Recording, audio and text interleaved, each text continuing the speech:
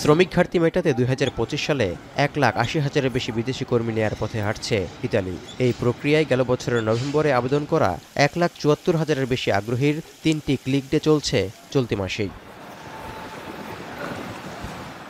এরই মধ্যে B2020 ফর্মের বিভিন্ন ক্যাটাগরিতে স্থায়ী কর্মী হতে ৫ ফেব্রুয়ারি হওয়া প্রথম ক্লিক ডেতে আবেদন জমা পড়েছে ৫৭,৮১২টি।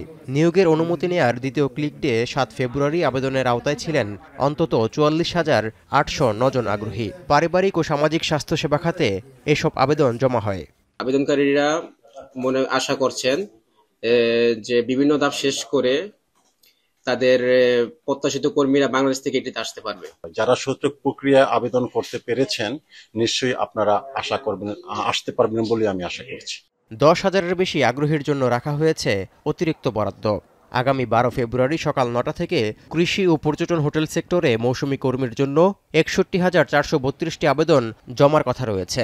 ইউরোপের অন্যতম শক্তিশালী অর্থনীতির এই দেশটিতে আয় রোজগারের সুবর্ণ সুযোগ কাজে লাগানোর প্রত্যাশায় বহু বাংলাদেশীয়।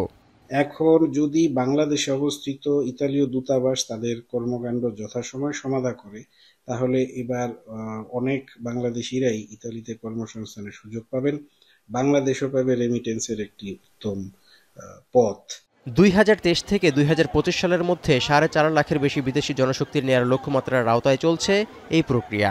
তবে ঝুঁকিপূর্ণ দেশের তালিকায় নাম থাকায় কিছুটা দুশ্চিন্তার কারণ বাংলাদেশি, পাকিস্তানি ও শ্রীলঙ্কান আগ্রহীদের জন্য। মূলত দালালের খপ্পরে পড়ে ২০২৩-২৪ সালে ইতালিতে গিয়ে ইউরোপের অন্য দেশে পাড়ি জমানোর কারণ দেখিয়ে বাংলাদেশকে ঝুঁকিপূর্ণ দেশের তালিকায় নিয়ে আসে ইতালি। এখন ইতালি